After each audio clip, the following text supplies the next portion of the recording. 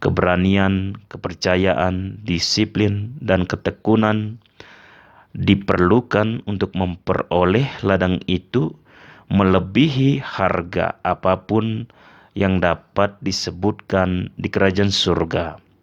Semakin berharga sesuatu, semakin tinggi harganya, dan semakin besar usaha yang diperlukan untuk mendapatkannya.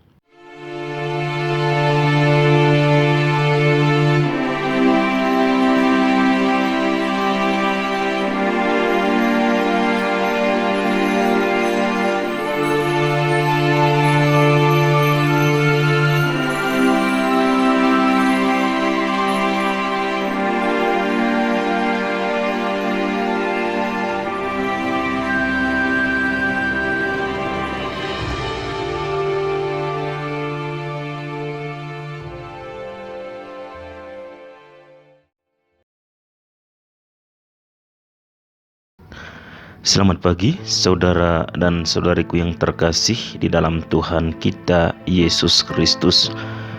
Jumpa lagi bersama saya Frater Andra dalam permenungan kita pada pagi hari ini, Minggu Biasa ke-17, 30 Juli 2023. Kita awali permenungan kita hari ini dengan doa.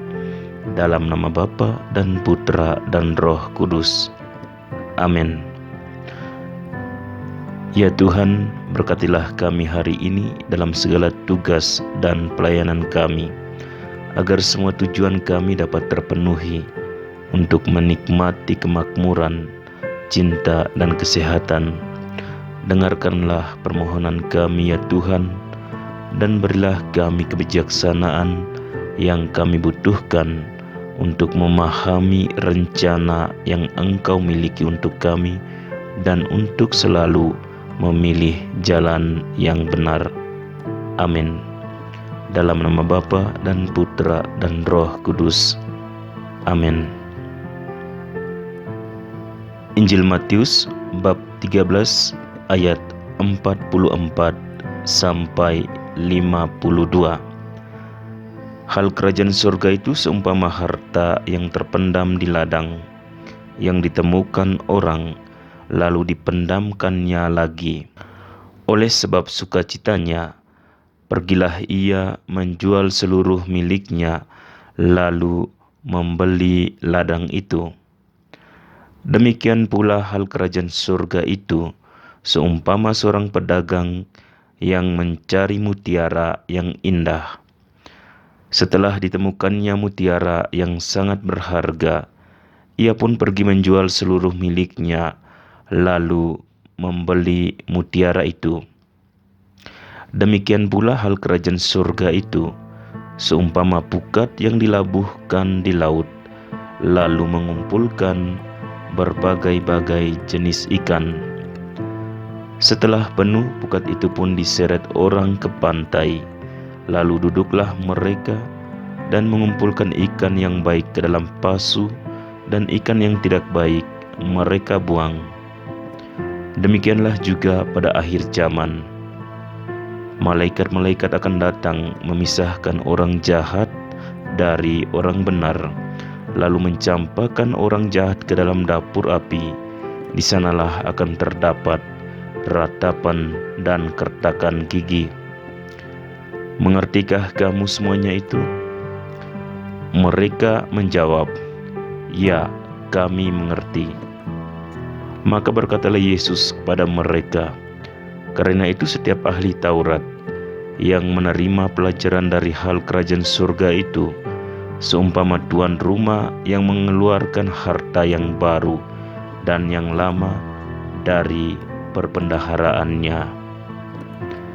Demikianlah Injil Tuhan. Terpujilah Kristus.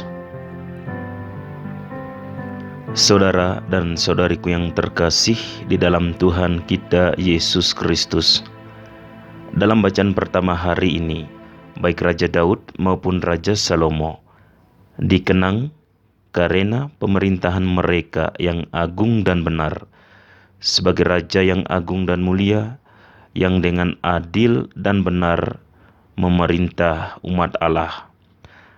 Raja Salomo khususnya terkenal karena kebijaksanaannya yang luar biasa. Ia memiliki kekayaan yang berlimpah-limpah dan pemerintahannya yang mulia ia persembahkan kepada Tuhan. Salomo pada awal masih muda dan belum berpengalaman. Ia tidak yakin tentang pemerintahan seperti apa yang akan ia pimpin, dan ia tidak yakin tentang tantangan dan hambatan lain yang mungkin saja harus ia hadapi. Karena segala tantangan itu dan hambatan yang telah ia pikirkan sebelumnya, ia mencari bantuan Tuhan. Ia berdoa dan meminta karunia kebijaksanaan untuk membantunya menjadi seorang pemimpin, menjadi seorang penguasa yang baik dan layak atas umat Allah. Oleh karena itu, karena Salomo tidak meminta keinginan yang egois, dan dia tanpa pamrih meminta pemberian yang dimaksudkan untuk kebaikan orang lain, Tuhan mengabulkan permintaannya dan memberkati dia bahkan lebih dari apapun yang pernah dia minta. Tuhan kemudian memberkati Raja Salomo dengan kebijaksanaannya dan kekayaan yang begitu besar, kekuasaan serta kemuliaan, sehingga namanya menjadi terkenal di seluruh dunia. Itulah sebabnya ketika kita mendengar bacaan Injil hari ini, dalam perkataan Yesus kepada murid-muridnya, Yesus berbicara kepada mereka tentang apa artinya datang dan mencari kerajaan surga, untuk mencari harta yang benar yang dapat diperoleh dan ditemukan di dalam Tuhan saja. Kita tidak boleh membiarkan diri kita ditipu oleh banyak harta palsu yang ada di sekitar kita, yang menawarkan kita hasil yang sifatnya sementara, tapi pada akhirnya mengecewakan dan tidak seperti harta yang kita temukan di dalam Tuhan.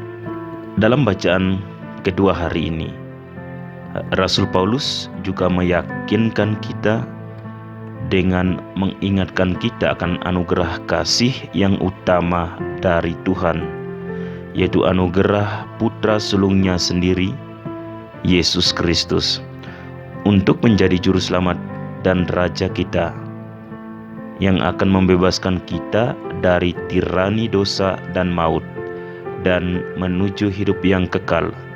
Itulah sebabnya kita harus berusaha mulai dari sekarang untuk menjalani hidup kita tidak lagi di bawah pengaruh godaan dan keinginan-keinginan duniawi, atau dipengaruhi oleh kekuatan korupsi yang hadir di sekitar kita.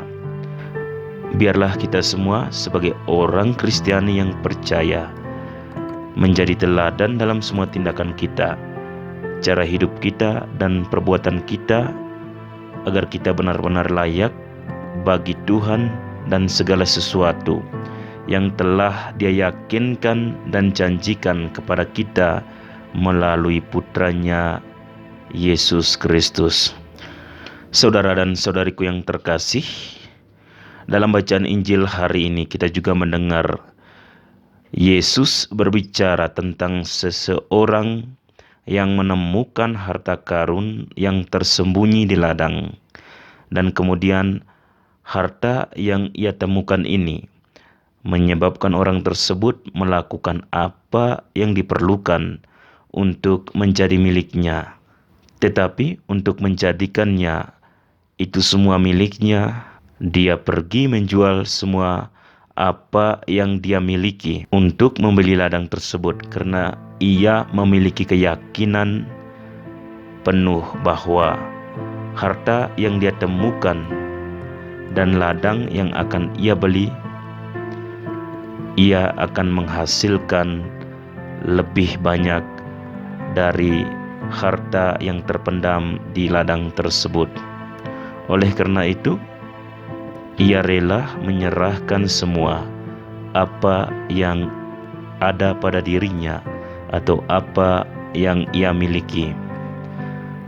Pertanyaannya untuk kita semua, jika kita juga memiliki pengalaman yang sama, apakah kita rela menyerahkan harta kita demi memperoleh kehidupan di kerajaan surga? Saudara dan saudariku, menyerahkan segalanya tidak berarti kita harus menjual semua milik kita, tetapi itu berarti melakukan atau memasuki suatu pertukaran yang mungkin agak lebih sulit dilakukan. Secara sederhana dapat kita lakukan seperti ini. Kita menyerahkan semua yang menghalangi hubungan kita dengan Kristus dan kita tukarkan dengan komitmen yang penuh kepadanya. Awalnya ini mungkin tampak jelas dan relatif mudah dilakukan, akan tetapi melalui pertimbangan yang lebih mendalam, hal itu dapat membawa tantangan besar yang dapat membuat kita tidak nyaman, resah, atau juga mungkin marah. Bukan rahasia lagi bahwa banyak orang yang mengaku setia kepada gereja seringkali memiliki kesetiaan yang terbatas kepada gereja dan ajarannya. Melihat situasi saat ini di gereja dengan jelas menunjukkan hal ini.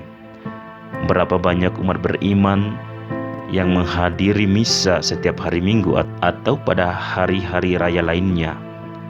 Atau juga berapa banyak umat beriman yang percaya akan kehadiran nyata Yesus Kristus dalam Ekaristi. Atau juga berapa banyak dari orang beriman yang hidup bersama sebelum menikah atau hidup bersama dan tidak pernah menikah. Pertanyaan-pertanyaan tersebut seringkali berasal atau berawal dari kejadian atau kisah yang seringkali terjadi di dalam kehidupan iman kita. Saudara dan saudariku yang terkasih di dalam Tuhan kita Yesus Kristus, Injil hari ini tidak memberitahu kita apakah harta karun terpendam tersebut adalah salah satu atau satu-satunya harta karun di ladang kita. Mungkin saja harta karun lainnya akan terungkap setelah ladang itu diperoleh.